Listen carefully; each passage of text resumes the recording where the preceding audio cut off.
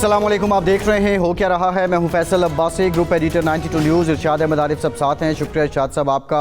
आज पाक फ़ौज के शोबा ताल्लुकात आमा की जानिब से प्रेस रिलीज़ जारी की गई है और इस प्रेस रिलीज़ में बताया गया है कि साबिक DGISI और लेफ्टिनेंट जनरल रिटायर्ड फैज़ हमीद का जो फील्ड कोर्ट मार्शल की कार्रवाई है उसमें पेशरफ्त हुई है।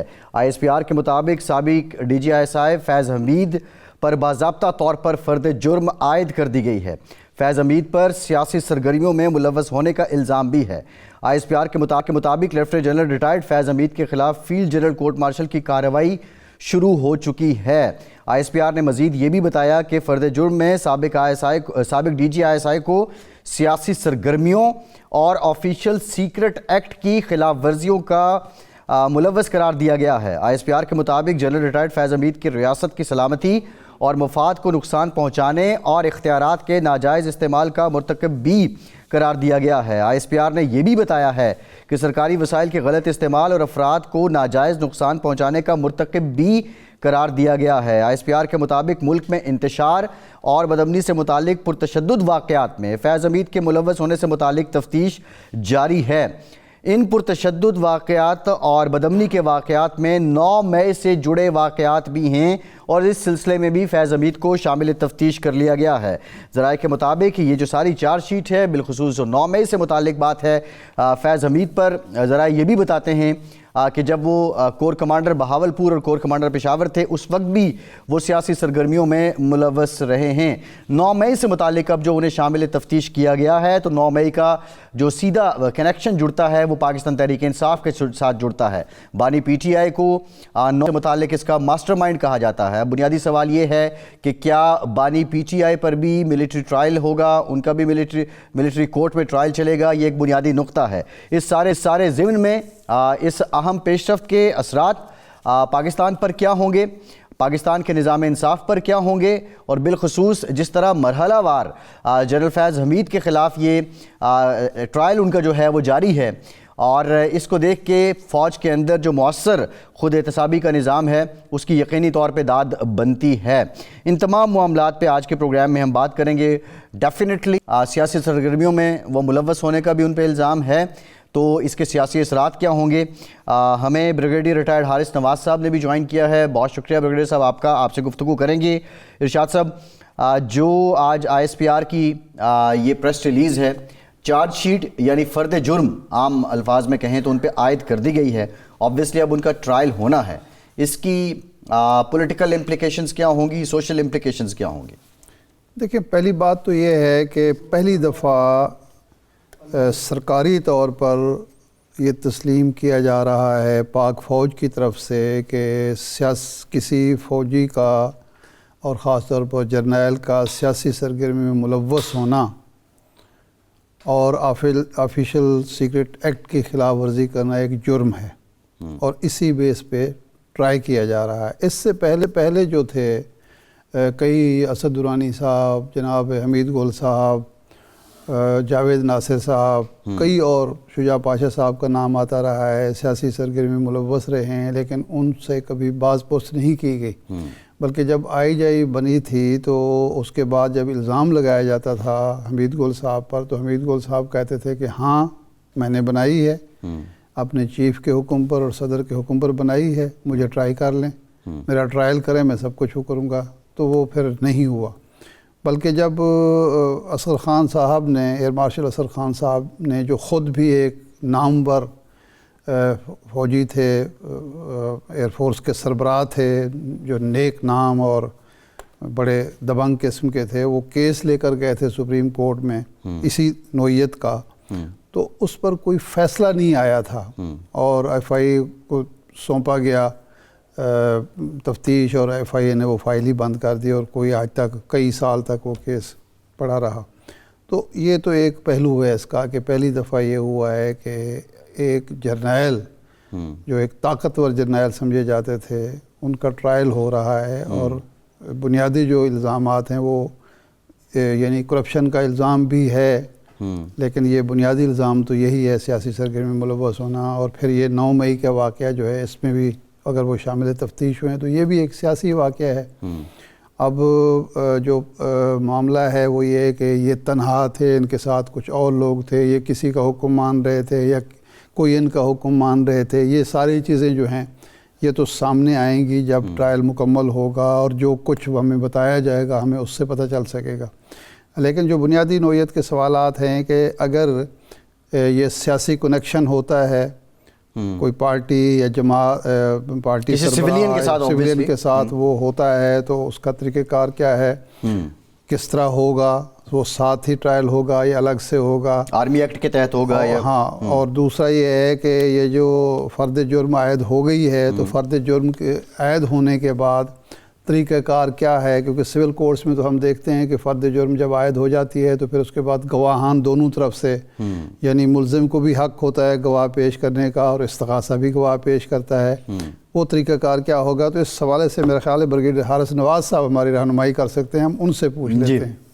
بریگیڈیئر صاحب، فیض حمید صاحب پہ فرد جرم عائد ہو گئی، اب استغاثہ اور ملزمان کیا دونوں گواہان پیش کریں گے، اور طریقہ کار کیا ہے؟ فیض حمید صاحب کو جو گواہان ہوں گے، سرکاری ہوں یا دیگر ہوں، ان پہ جرا کا حق ہوگا؟ دیکھیں، ایک تو بڑی کلیئر بات ہے، اٹ از جسٹ لائک جیسے نارمل کورٹس کا ہوتا ہے، صرف ہمارا ڈفرینس یہ ہوتا ہے کہ اس کو ایکسپیڈیٹس طریقے سے جلدی چلایا جاتا ہے، ٹائم ویسٹ نہیں کیا جاتا، اس لیے وہ بھی یہ بیسک ریزن۔ ملٹری کورٹس میں ایک پریزیڈنٹ، ایک کے پاس ایک ہی کیس ہوتا ہے، یہ صرف انہوں نے FCCM یہی کیس کا کرنا ہے۔ سول میں ہوتا ہی ہے کہ چاہے اینٹی ٹیررسٹ کورٹ ہو، اسپیشل کورٹس ہوں، کوئی ہوں، ان کے بعد 20 کیس ہوتے ہیں تو وہ دیکھتے ٹائم، اور وہ ٹائم لگ جاتا ہے۔ لائک وائز اس میں انصاف کے جو تقاضے ہیں تمام پورے ہوتے ہیں۔ فوراً جو آپ بات کریں، بالکل ان کا پورا حق ہوگا اپنے ڈیفینس میں 200 وٹنس لیں، 100 لیں، 50 لیں، he will be allowed to bring. اس کے بعد اپنی مرضی کا وہ ڈیفینس لائر جس کو بھی لانا چاہتے ہیں، ایک ٹیم بنانا چاہتے ہیں، وہ بھی لا سکتے ہیں۔ ڈن۔ نمبر 3، اسی طرح پروسیکیوٹر جو ہوگا، جو ڈیٹیل ہوگا فوج کی طرف سے، وہ اپنی جتنی پروسیکیوشن ہے، ایکشنیبل ایویڈنس ہوگی، وہ پروف لائے گا۔ ایگزامن کراس ایگزامن اسی طرح ہوتا۔ اس کے بعد ایک ڈے ٹو ڈے بیسس پہ چلے گا، ڈیلے نہیں کیا جائے گا اننیسیسریلی۔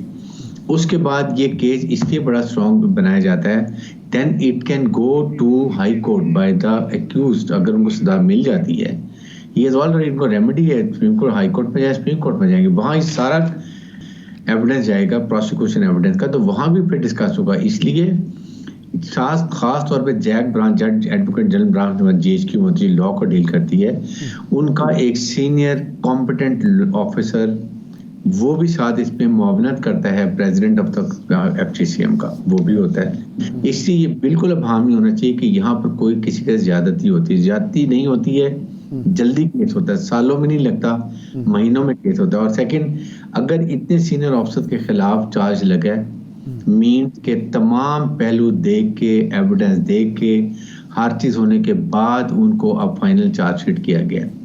نمبر 2، سب سے ملٹی چارجز جو ہے نا، اس میں سے ایک چارج سب سے امپورٹنٹ ہے، وہ یہ کہ پاکستان آرمی سیکرٹ ہے، کیونکہ اس میں 2 سال کی ممانعت ہوتی ہے کہ آپ کوئی پولیٹیکل ایکٹیویٹی میں نہیں حصہ لے سکتے، آپ چاہے پارٹی جوائن کریں نہ جوائن کریں، لیکن اگر آپ انسٹرکشن لے رہے ہیں کسی سے، بانی PTI سے یا ان کی لیڈرشپ سے، جو کہ اس میں پروو ہو گئی چیزیں، یہ بھی پروو ہو گئی ہیں، یہ تک اس میں پریس ریلیز میں ڈالا ہوا ہے، یہ بھی چیزیں ہو گئی، تو دیٹ مینس کہ ابھی وہ بھی چیزیں نکلیں گی کہ لیڈرشپ جو PTI کی وہ کتنی انوالو ہے، کیا کچھ کریں۔ دیکھیں، جب ملک میں انتشار کی بات ہو، ملک میں بدلنی کی بات ہو، ملک میں فوج میں انتشار کی بات ہو، جو بہت سیریس چیز ہے، آپ اس وقت ملک میں آپ کے سامنے جو ایک نیریٹو دشمن کا چل رہا ہے کہ فوج عوام میں خلیج پیدا کرو، فوج کو کمزور کرو، اسی طرح ٹرولنگ ہو رہی ہے، یہ چیزوں کو دیکھتے ہوئے جو بڑا خطرناک ہے، 5th نیشن وار آپ کے اوپر مسلط ہوئی ہے، اس میں یہ ہوتا ہے کہ you break the will of the nation to fight, یہ اس ہے جو یہ عوام کو متصم کر دینا، یہ کر دینا۔ اچھا بریگیڈیئر صاحب، آپ نے جو بات کی ہے کہ یہ دیکھنا پڑے گا کہ کتنی PTI کی پولیٹیکل لیڈرشپ ان کے ساتھ ملوث تھی، اب ایک بنیادی سوال یہ ہے، ایک تو گواہان کیا کوئی سیاسی ہوں گے، سیاسی لوگ بھی اس میں آ کے گواہی دے سکتے ہیں، PTI کے وہ لوگ جو ان کے ساتھ ملوث رہے ہیں اور وہ اس بات کی تائید یا تصدیق کر دیں، نمبر 1۔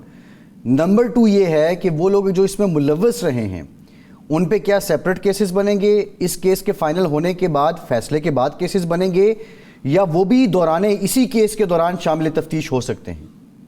دیکھیں ایک تو یہ ہے کہ جو مرضی ایویڈنس جس کو لانا چاہے اپنی صفائی میں وہ لا سکتے ہیں, کوئی ریسٹرکشن نہیں ہے, ٹھیک ہے. جو یہ پروف کریں کہ فیض حمید شامل نہیں تھے یا وہ شامل تھے, دونوں اگینسٹ اینڈ فار. سیکنڈ, اس میں ایک تو میرے خیال میں پہلے بھی کافی حد تک پروو ہو گیا ہوگا, اس کے بعد اور اس کے اندر ہو سکتا جنرل فیض حمید نے خود بھی اسٹیٹمنٹ دی ہو کہ یس مجھے ایسے کہا جاتا تھا اور میں نے کیا. I was forced or not forced. Forced تو آپ اتنے سینئر آفیسر ہیں, آپ کو you know what is the implications, وہ آپ کو پتہ ہونا چاہیے.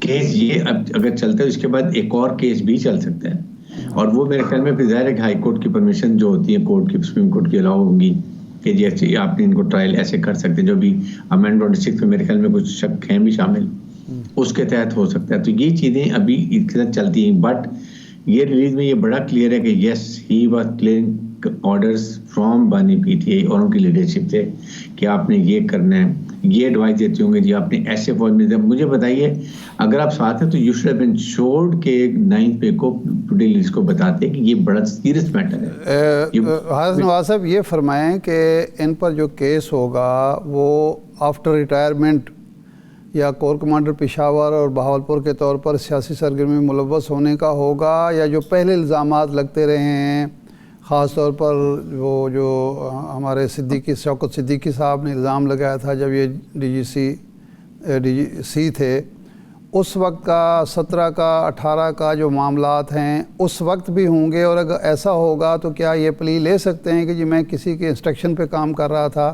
یعنی اپنے جو سینئر تھے, جس طرح کہ حمید گل صاحب کہا کرتے تھے یا اسد درانی صاحب نے بیان دیا تھا؟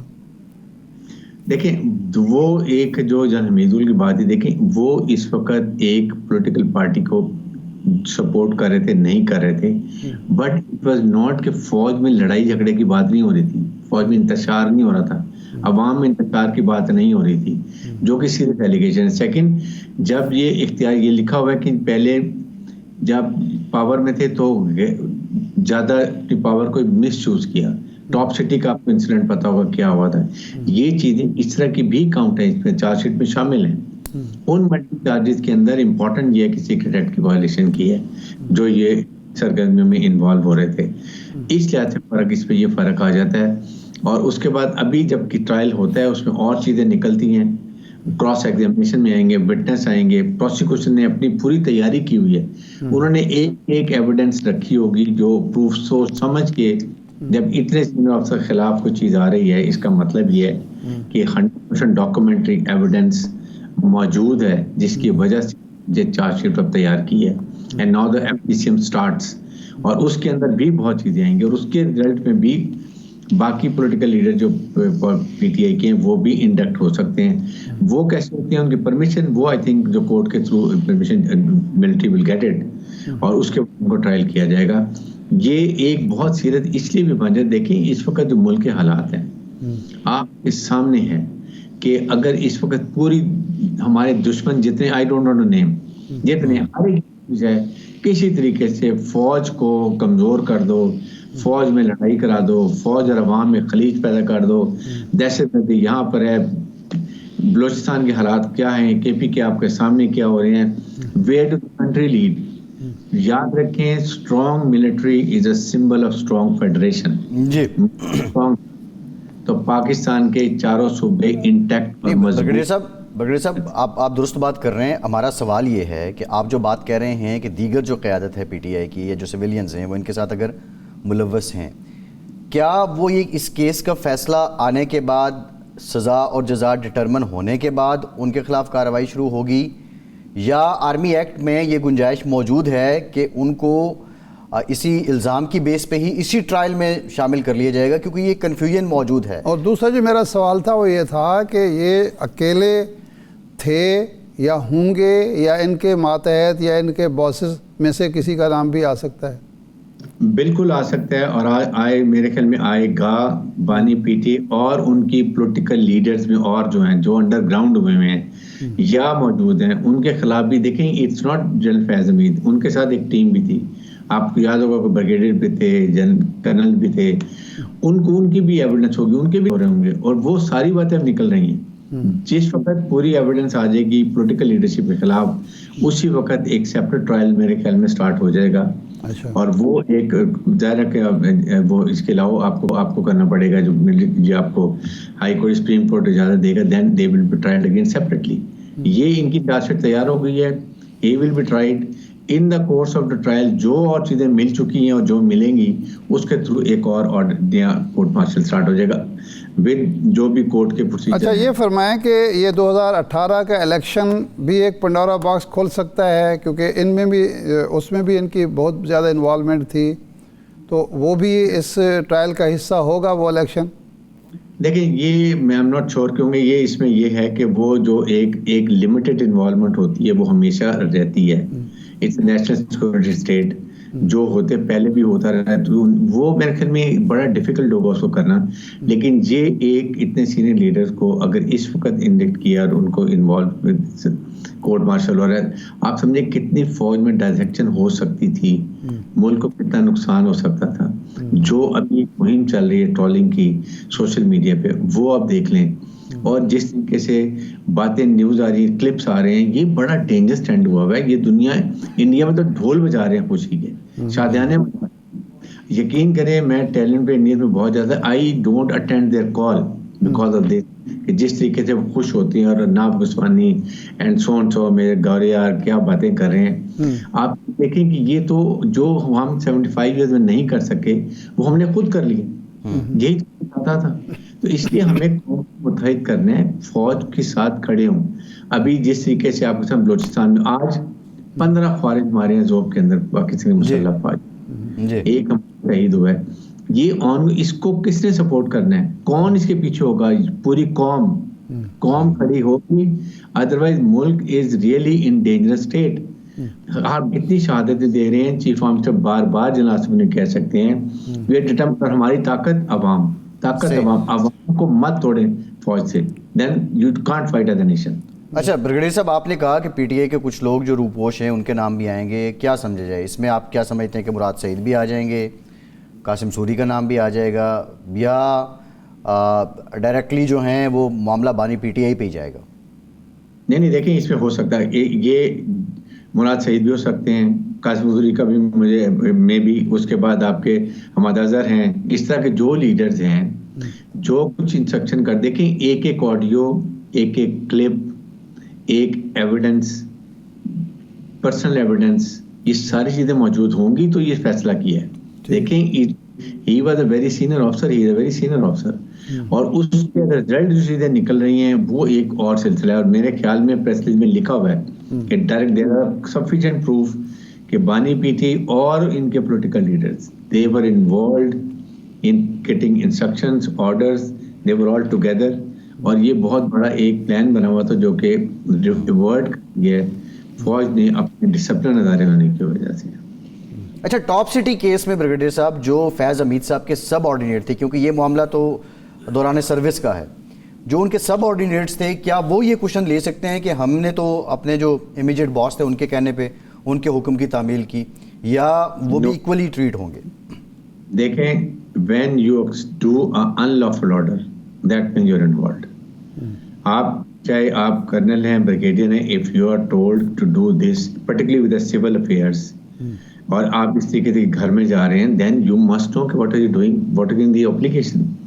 मेरा फर्ज है कि मैं अपने सीनियर को बताऊं कि सर ये आपने कहा इसकी ये इम्प्लीकेशन है, it can bounce back, we should not do, it is unlawful, and you should feel happy कि आप कहें जी मैं इसमें नहीं कर सकता बिकॉज ये अनलॉफुल। यस, जो ऑफिशियल है, आई एम रेडी टू। फौज एक बहुत डिसिप्लिन अदारा है और फौज के तमाम ऑफिसर्स को पता है, और इसमें self accountability is very strict. आपके सामने एक 3 स्टार जनरल को 14 साल कैद हुई है, जनरल जावेद को, और एक ब्रिगेडियर को सजाए मौत हुई और एग्जीक्यूट हुई है। इससे ज्यादा पहले भी होता है। फौज में सजा दी जाती है, वो अनाउंस की जाती है, इसलिए अनाउंस की जाती है कि सबके सामने, अगर फौज में एक सिपाही को सजा होती है ना 1 साल जेल की, पूरी रेजिमेंट के सामने खड़ा होकर एडजुटेंट अनाउंस करता है, उसके बैजेस स्नैच किए जाते हैं, उसको हथकड़ी लगाई जाती है, और उसके बाद उसको पूरी ट्रुप के सामने जेल 1 साल के लिए भेजा जाता है, ताकि don't do this, it can happen to anyone. अच्छा जी ब्रिगेडियर साहब, ये फरमाएं कि अब ये फैज़ हमीद साहब بالفرض اگر سزا ہو جاتی ہے، وہ جو چارجز ہیں ان پر وہ پروو ہو جاتے ہیں، اس کے بعد اپیل کا فورم جو ہے آرمی چیف ہے یا اس سے آگے پریزیڈنٹ یا سپریم کورٹ یا ہائی کورٹ سے بھی رجوع کر سکتے ہیں؟ بالکل یہ the ordering, he can go to high court, he can go to supreme court. میں اسی لیے کہہ رہا ہوں کہ یہ انصاف کے تقاضے اس کورٹ میں پورے ہوتے ہیں. اچھا، because everything has to go to the high court. جب آپ جس کو بھی سزا ملتی ہے وہ has all the right to remedy. آپ سول کورٹ میں جائیں، ہائی کورٹ میں، وہاں پھر آپ کی سیپریٹ کورٹ. اس لیے اس میں کوئی گھبرانے کی بات نہیں. صرف فرق یہ ہے کہ ٹیرٹس کورٹ میں، سول کورٹ میں 10 سال لگیں گے، یہاں پر 6 مہینے میں ہی سارا فائنل ہو جائے گا. یہ میں بات کروں، فرق یہ ہے. صحیح. تو یہ بات درست ہے کہ جنرل جاوید صاحب کو بعد میں معافی مل گئی اور وہ گھر چلے گئے، یا وہ ابھی بھی دیکھیں honestly I am not sure, لیکن کافی انہوں نے جیل کاٹی ہے. اب ہو سکتا ہے کہ ان کو ملی ہو، یہ چیف آرمی اسٹاف کے پاس جا کے ریمیشن ہو سکتی ہے، ان کے پاس یہ ہے. اور یہ لیکن مجھے لیکن سزا انہوں نے کاٹی ہے ٹھیک ٹھاک سے. اور ابھی کوئی شک نہیں. اچھا بریگیڈیئر صاحب، موت بھی ہوئی. آپ یہ بتائیے، آپ نے ابھی ذکر کیا کہ کوئی بھی فوج کا آفیسر جو ہے وہ ان لافل آرڈر کو اس کے پاس اختیار ہے کہ وہ نہ مانے. طریقہ کار کیا ہوتا ہے کہ جب آپ کو جو امیجیٹ باس ہے وہ آپ کو آرڈر کر رہا ہے اور آپ کی نظر میں ان لافل ہے، تو وہ کیسے اس کو بائی پاس کر سکتا ہے یا کیسے اس کو انکار کر سکتا ہے؟ طریقہ کار کیا ہے؟ دیکھیں ہی کین جسٹ سے کہتے ہیں this is unlawful order, I can't do it. آپ کے سامنے جب ذوالفقار بھٹو میں لاہور میں فائرنگ کا وقت ہو، 2-3 بریگیڈیئر نیاز سے اور تھے، انہوں نے they refuse. Even they can say جی اب کیا I resign, I don't follow this instructions, he might be punished. اور وہ ہو سکتا ہے کہ یہ وہ بات نہیں، لیکن اگر انہوں نے ایک آئین کے مطابق، اپنے ضمیر کے مطابق، قانون کے مطابق غیر قانونی حکم ماننے سے انکار کر، لیکن ان کو ریٹائر کر دیا گیا، پھر سزا کس چیز کی دی جاتی ہے؟ نہیں، وہ انہوں نے خود انہوں نے میں ریزائن کر رہا ہوں کہ میں نے نہیں، آئی ڈونٹ وانٹ سرو، کیونکہ مجھے آرڈر ہے، میں نہیں کرنا چاہتا اور مجھے ریزائن کر دیں. آج کو resignations, that's what they went. Otherwise آپ کو یہ ہوگا کہ اگر ایسی بات ہوگی آپ کو پروموٹ نہیں کریں گے، نیکسٹ آپ کو اسٹیج پہ رکھیں گے کہ جی دیکھتے افسر کے یہ ایسے بات کو تو ڈسپلن نہیں ہے یا یہ اور ان میں کوئی خامی ہے، اس وجہ سے ہو سکتا ہے. لیکن جنرلی فوج میں غلط آرڈرز ہوتے ہی نہیں ہیں. فوج بڑے سوچ سمجھ کے آرڈر دیے جاتے ہیں. ایون وین یو گو، ابھی آپ کے سامنے فوج 245 کے تحت اسلام آباد میں آئی تھی، they only went for protection of important installation, تنصیبات important, president house, prime minister house, senate, national assembly, supreme court of Pakistan, یہ پی ٹی وی، ایسی جگہوں کے لیے آتی ہے فوج. فوج وہاں پہ گولی نہیں چلاتی ہے. یاد رکھیں، میں آئی کین واچ کہ ایک بلٹ بھی فوج نے نہیں فائر کی ہوگی. اگر کوئی فائرنگ ہوئی ہے، کوئی بات ہوئی ہے، it should be civil armed forces, not فوج. جی ٹھیک، بہت شکریہ بریگیڈیئر ریٹائرڈ حارث نواز صاحب، آپ موجود تھے. ایک بریک کے بعد واپس آئیں گے، ہمارے ساتھ رہیے.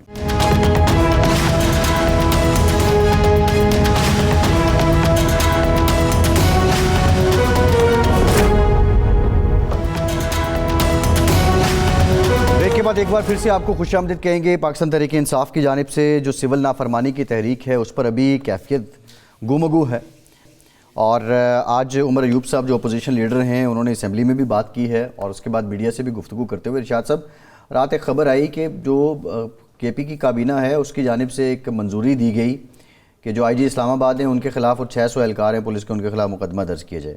بہرحال وہاں چیف سیکریٹری اور آئی جی نے انکار کر دیا. آج عمر ایوب صاحب نے بھی یہ بات کہہ دی ہے. ایک طرز عمل یہ ہے.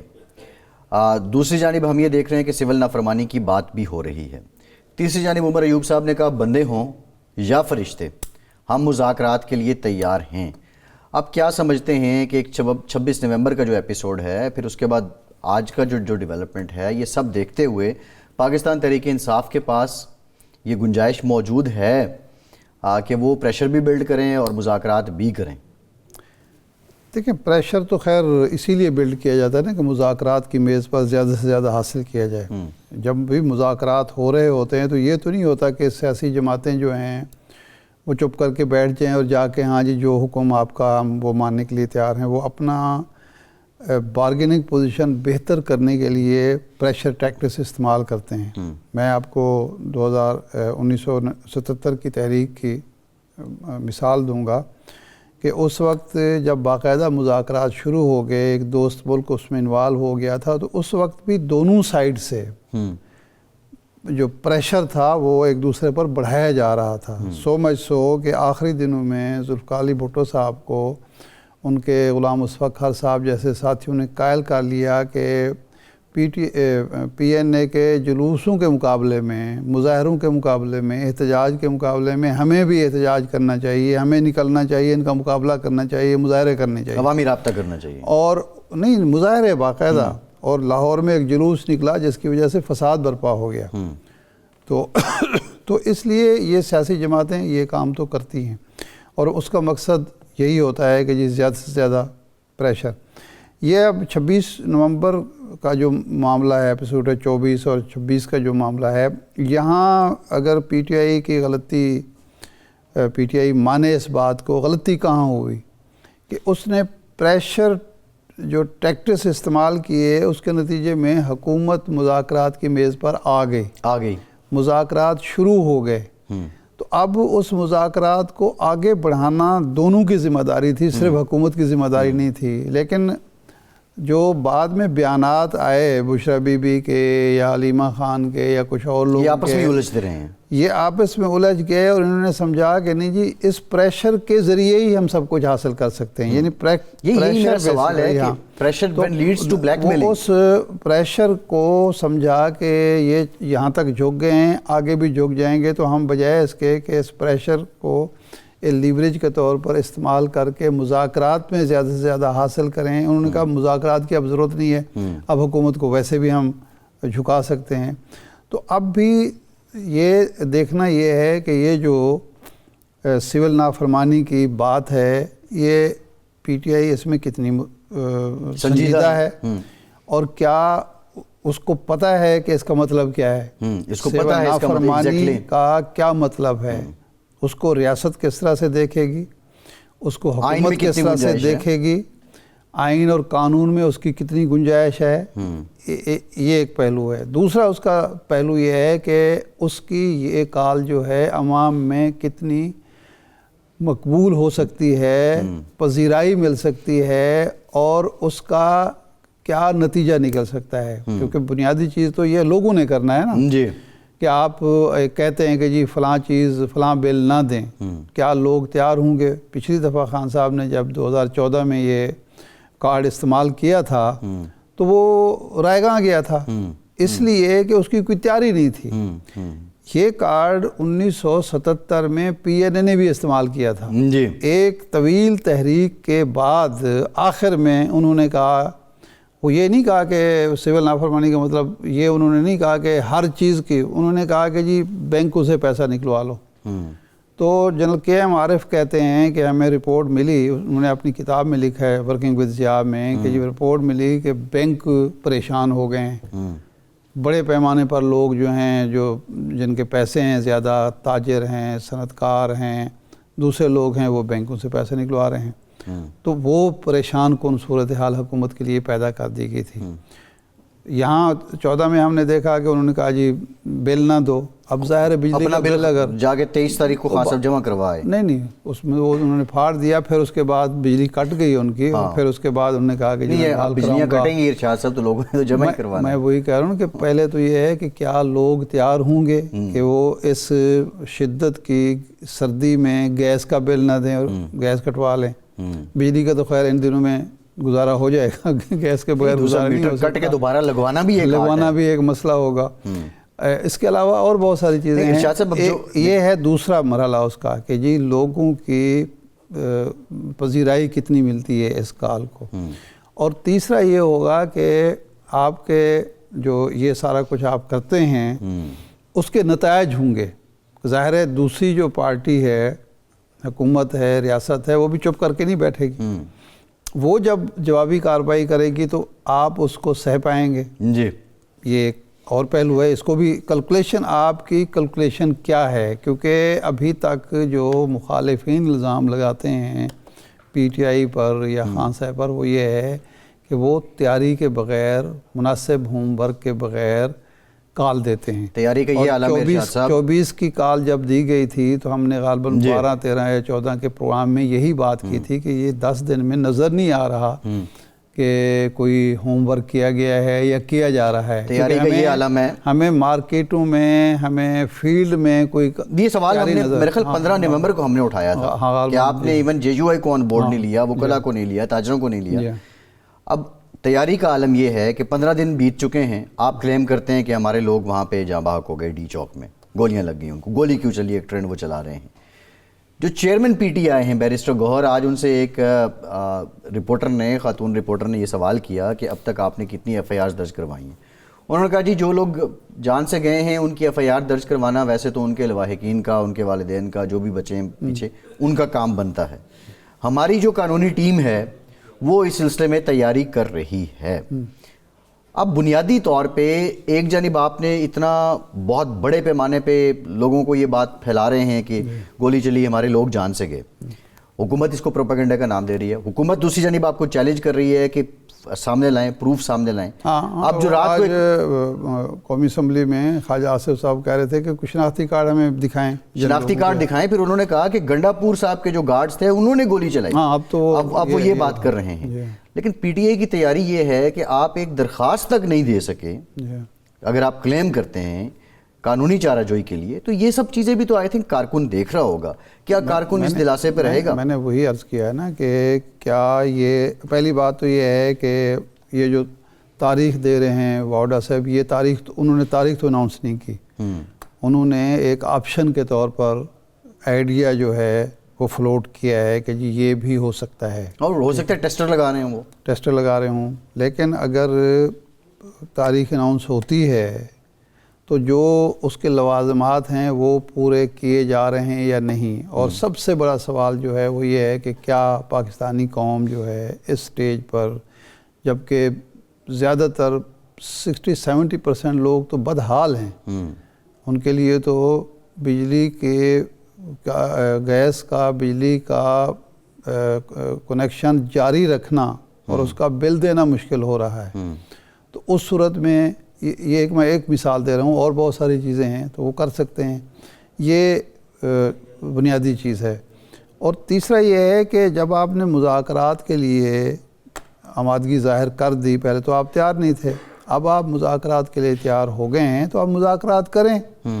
اور حکومت کا یہ جو پروپیگنڈا سمجھ لیں یا الزام سمجھ لیں یا نیریٹو سمجھ لیں کہ جی آپ بیسیکلی مذاکرات کرنا ہی نہیں چاہتے، آپ سیریس ہی نہیں مذاکرات میں، تو ان کا وہ اس نیریٹو کو ناکام بنائیں، اس پروپیگنڈے کی نفی کریں کہ جی ہم تو تیار ہیں مذاکرات. کمیٹی بنا دی ہے ہم نے، کمیٹی بنا دی ہے، آپ دیکھ لیں. آپ کمیٹی اناؤنس کر دیں. ہاں، کمیٹی اناؤنس کرنے کے علاوہ آپ باقاعدہ وزیر اعظم سے کہیں، آپ کے آج اسمبلی کا اجلاس چل رہا ہے اس میں آپ کہیں کہ لیں جی ہم اب تیار ہیں مذاکرات کے لیے، یہ ہمارا ایجنڈا پوائنٹس ہیں تو ہم آئیں.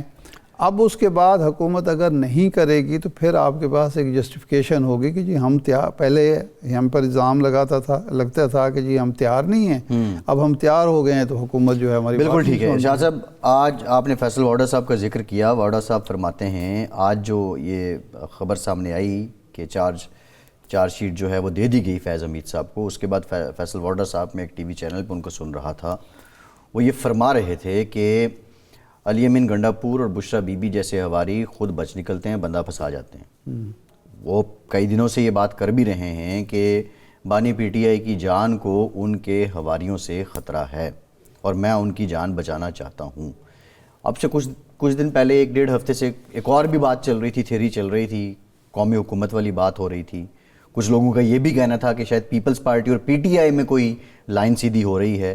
لیکن واؤڈا صاحب جو بات کر رہے ہیں اس کے بعد جو آج کی ڈیولپمنٹ ہے تو وہ آپ کی سمجھ میں کیا آتی ہے؟ واؤڈا صاحب کی باتیں آپ کی دانش میں سمجھ آ رہی ہیں کہ وہ کہنا کیا چاہ رہے ہیں؟ دیکھیں، دو چیزیں ہیں. ایک تو واؤڈا صاحب جو ہیں، ایک تو وہ جو باتیں عام طور پر کرتے ہیں ان سے اب حکومت بھی اگر خوف زدہ ہے تو ہم آپ کیا ہیں، کیونکہ حکومت والے بھی کوئی، یعنی انہوں نے کل پرسوں پچھلے ایک ہفتے میں جو حکومت کی بھاد اڑائی ہے تو کسی نے اس کا جواب نہیں دیا. یعنی رانا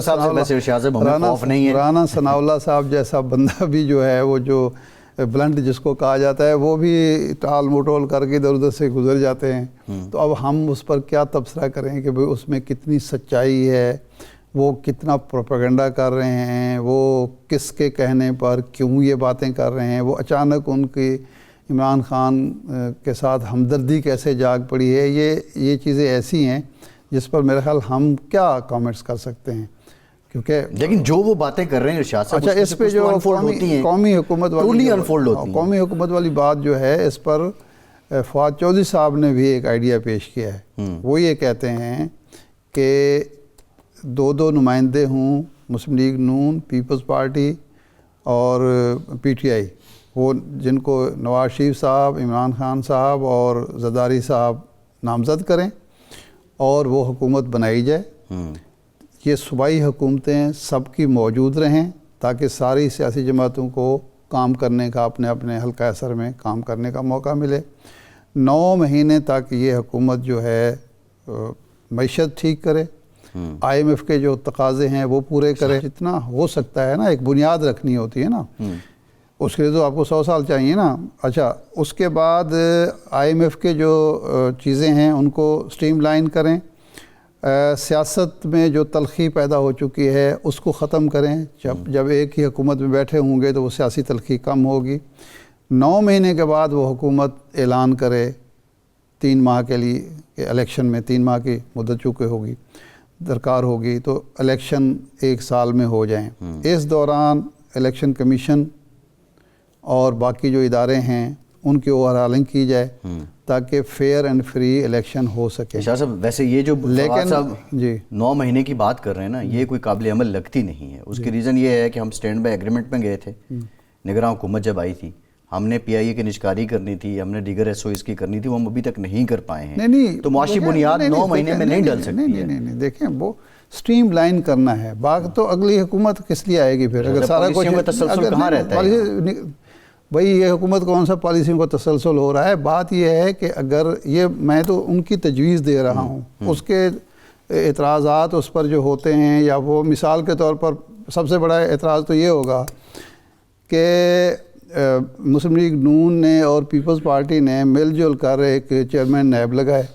بعد میں دونوں روتے نظر آئے کہ جناب یہ تو ہمیں ہی پڑ گئے, سب کو جیلوں میں ڈال دیا انہوں نے. الیکشن کمیشن جناب پی ٹی آئی صاحبہ نے اور فواد چودھری صاحب کی حکومت نے چیف الیکشن کمشنر لگائے, اور اس کے بعد آج تک رو رہے ہیں کہ جناب یہ تو ہمیں پڑ گئے اور ہمارا ستیہ ناش کر دیا. فواد چودھری صاحب جو ہیں وہ, لیکن بہرحال ان کی ایک تجویز ہے, وہ سیاستدان بھی رہے, وہ وکیل بھی ہیں, وہ صحافی بھی رہے, تو وہ ظاہر اپنے آپ انٹیکٹ رکھا ہوا ہے. اس طرح جو بھی ہے لیکن تجویز انہوں نے دی ہے. ہاں تجویز انہوں نے دی ہے. ایک بریک کے بعد واپس آتے ہیں, ہمارے ساتھ رہیے.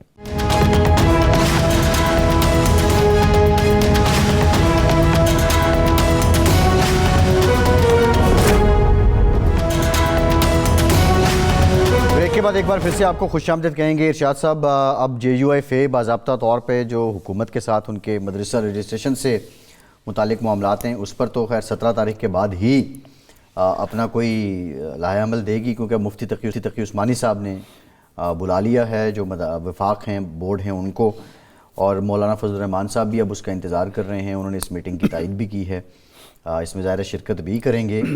جو مومنٹم کل تک جے یو آئی بنا گئی تھی, آپ سمجھتے ہیں کہ یہ 17 تاریخ کا حکومت کو ایک ٹائم مل گیا ہے اور حکومت اس دوران کچھ مینیج بھی کر سکتی ہے, مولانا کو راضی بھی کر سکتی ہے, اور مولانا جو کل تک ایک طرح سے ہردرم ہو چکے تھے کہ اب کوئی تجویز نہیں مانی جائے گی, فلیکسیبلٹی کیا وہ شو کریں گے, یا مولانا کو جواز چاہیے کہ اسلام آباد پہنچنا ہے؟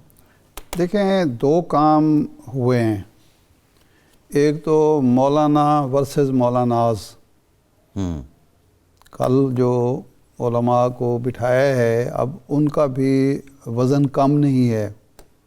اگر ادھر 5 وفاق ہیں تو ادھر 10 وفاق ہیں. ادھر مولانا فضل الرحمان صاحب اور ان کی جماعت ہے, اور مفتی تقی عثمانی صاحب ہیں. اگر مفتی منیب الرحمان صاحب بھی ان کے ساتھ کھڑے ہوتے ہیں اور ساجد میر صاحب بھی ان کے ساتھ کھڑے ہوتے ہیں, تو ادھر بھی جو بڑے نام ہیں وہ سارے کے سارے ہیں. اب یہ تو مولانا نے دانائی کی کہ انہوں نے اشرفی صاحب کا, طاہر اشرفی کا نام لیا. وہ ان کا نام نہیں لے رہے جو باقی لوگ، باقیوں کو انہوں نے کہا بڑے قابل احترام ہیں، قابل عزت ہیں. تو اگر تو یہ 17 تاریخ کو جو میٹنگ تقی عثمانی صاحب نے بلائی ہے، یہ سارے وفاق اکٹھے ہو جاتے ہیں اور مولانا فضل الرحمان صاحب کا نیریٹو سب قبول کر لیتے ہیں، تو پھر تو مولانا کی پوزیشن بہت مضبوط ہوگی کہ مولانا جو بات کر رہے ہیں، جو فرق وہ بیان کر رہے ہیں وہ یہ ہیں کہ آپ نے جو یہ بورڈ بنایا ہے، ڈائریکٹریٹ بنایا ہے، اس کے نتیجے میں آپ کی آزادی سلب ہوئی ہے، اور ہم جو تجویز پیش کر رہے ہیں اس کے تحت آپ کی آزادی بھی برقرار رہتی ہے اور حکومت کی مداخلت بھی کافی حد تک کم ہو جاتی ہے، نہ ہونے کے برابر. ہم قانون جو ملک کے قوانین ہیں ان کا احترام کرتے ہوئے رجسٹریشن بھی کرائیں گے، باقی چیزیں بھی لیں گے، لیکن محکمہ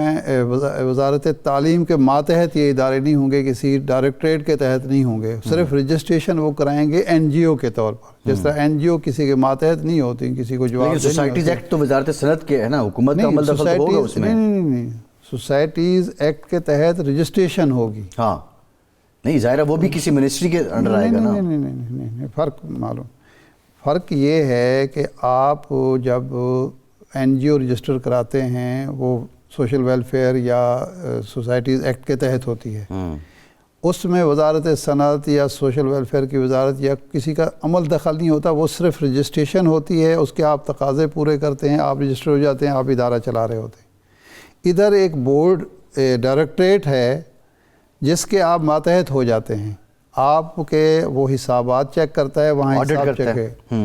نہیں کیا یہ آڈٹ سے بھاگنا چاہ رہے ہیں؟ وہاں آپ آڈٹ کراتے ہیں خود کسی بھی پرائیویٹ کمپنی سے، اور وہ آڈٹ رپورٹ بھیج دیتے ہیں. یہاں آپ کو آڈٹ جو ہے وہ ادارہ کرے گا. ٹھیک ہے، ڈی جی آر ای کرے گا. ڈی جی آر ای آپ کا آڈٹ کرے گا. آپ کا ایک شورا ہوگی، آپ اس کو ساری تفصیلات پیش کریں گے کہ جی کتنے ہم نے داخلے کیے، ہمارا کتنا اخراجات ہیں، یہ وہ سر. وہاں یہ صورت نہیں ہے. یہ ایک جو فرق ہے نا، اب دیکھنا یہ ہے کہ یہ 10 بورڈ کل تک تو اور آج تک تو یہ اس تصور کی یا اس آئیڈیا کی مخالفت کر رہے ہیں جو مولانا فضل الرحمان پیش کر رہے ہیں. لیکن کیا 17 کو یہ اس کا حصہ ہوں گے اس میٹنگ کا یا نہیں ہوں گے؟ صحیح. اگر ہوتے ہیں حصہ تو ایک اور نتیجہ نکلے گا، اگر نہیں ہوتے ہیں یا آمنے سامنے آتے ہیں تو نتیجہ ایک اور نکلے گا. لیکن اس کے نتیجے میں اگر یہ حکومت کوئی مذاکرات نہیں کرتی مولانا فضل الرحمان صاحب سے یا ان کی بات نہیں مانی جاتی اور وہ ان 5 وفاق جو ہیں یا بورڈ جو ہیں ان کو ساتھ لے کے نکل پڑتے ہیں تو پھر حکومت کے لیے مشکلات. اچھا ارشاد صاحب، دوسری جو بنیادی اہم بات ہے کہ پاکستان تحریک انصاف اس ضمن میں خاموش ہے. وہ مولانا کی بات کی تائید کرتے نظر نہیں آ رہے اور حکومت کی مخالفت میں بھی بات کرتے نہیں آ رہے. ظاہر ہے میجر اپوزیشن پارٹی تو وہی ہے. نہیں، ایک ایشو اور بھی ہے نا. پی ٹی آئی کی مشکل یہ ہے کہ یہ جو ایگریمنٹ ہے وہ انہوں نے ایگریمنٹ ہے وہ پی ٹی آئی اس سے تو پیچھے نہیں ہٹ سکتی. اس سے پیچھے نہیں ہٹ سکتی. دوسرا ارشاد صاحب، آپ کو یاد ہوگا کہ یہ تمام معاملات طے ہوئے تھے جب نیشنل ایکشن پلان بنا تھا. یہ نیشنل ایکشن پلان میں تھا کہ مدارس کی رجسٹریشن ہوگی، اور کل آپ بھی بات کر رہ تھے کہ بلیغ الرحمان صاحب جب منسٹر فار ایجوکیشن تھے وفاق میں 16-17 میں، تب یہ سلسلے شروع ہوئے. پی ٹی آئی نے اس کو کیا، اب پالیسی ایک کنسسٹنٹلی جاری رہی. لیکن اب مولانا وفاق کا بھی مسئلہ ہے کیونکہ اپنا گھر بھی پوری طرح جو ان کی اپنی فٹرنیٹی ہے اس میں 10 وفاق ایک طرف ہیں، ابھی تک 5 ایک طرف ہیں. پھر سپورٹنگ پولیٹیکل کسی جماعت کی بھی کوئی سپورٹ نہیں ہے. اور مولانا جو چاہ رہے ہیں کہ اگر میری بات نہیں مانی جاتی تو ان کے پاس اسٹریٹ پاور بھی ہے. تو شاید مولانا کو ایک سہولت حاصل ہے جو نہ حکومت کو حاصل ہے نہ پی ٹی آئی کو. پی ٹی آئی بھی ایک ایگریمنٹ کا حصہ ہے، اخلاقی طور پر قانونی طور پر پابند ہے کہ وہ اس ایشو پر مولانا کے ساتھ کھڑی نہ ہو کیونکہ وہ اس ایگریمنٹ اس نے کرایا تھا.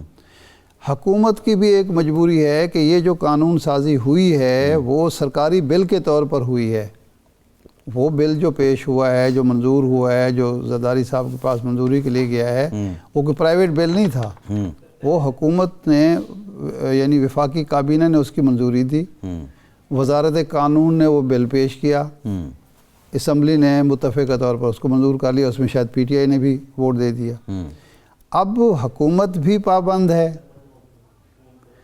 وہ بھی مولانا کسی کے پابند نہیں ہے، نہ وہ 19 کے معاہدے کے پابند ہیں، نہ وہ اسی وفاق کے پابند ہیں بات کے، کیونکہ وہ یہ کہتے ہیں کہ میرا جو موقف تھا وہ تو اس وقت جب وہ معاہدہ ہوا تو ہم نے تو اس کو قبول ہی نہیں کیا۔ اب ارشاد صاحب بات یہ ہے، آصف زرداری صاحب، محمد نواز شریف صاحب اور مولانا فضل الرحمان جی سب جانتے ہیں کہ پی ڈی ایم حکومت، پی ڈی ایم کے سربراہ تھے مولانا، اس میں کیا زرداری صاحب یا نواز شریف صاحب ڈائریکٹلی اب آئیں گے، اس لیول پہ کوئی رابطہ ہوگا، یا حکومت وزراء کے ذریعے ہی مولانا کو ڈیل کرنے کی کوشش کرتی رہے گی؟ دیکھیں میرا خیال یہ ہے کہ حکومت نے جو یہ کام کیا ہے، علماء کو اکٹھا کیا، یہ سر یہ سودے بازی کے لیے کیا ہے، اپنی بارگیننگ پوزیشن بہتر کرنے کے لیے کیا ہے، مولانا سے بگاڑنے کے لیے نہیں کیا۔ وہ افورڈ نہیں کرتی، اور جو رپورٹ ہوا ہے شہباز شریف صاحب کے اور نواز شریف صاحب کی جو ملاقات سنڈے کو ہوئی، تو اس سے بھی یہی رپورٹ ہوا کہ نواز شریف صاحب نے کہا کہ مولانا کو راضی کریں، مولانا کو راضی کیا جائے گا۔ یہ بھی سنا ہے کہ شہباز شریف صاحب کو انہوں نے یہ بھی کہا کہ اب یکسو ہو کے ایک ہی طرف لگیں، اتحادی جو ہیں ان پہ بھی دھیان دیں، ان کے بھی شکوے آ رہے ہیں۔ ٹھیک ہے ارشاد صاحب، پروگرام کا ٹائم ختم ہو گیا، آپ کا آج کے پروگرام سے اتنا ہی، اجازت دیجیے۔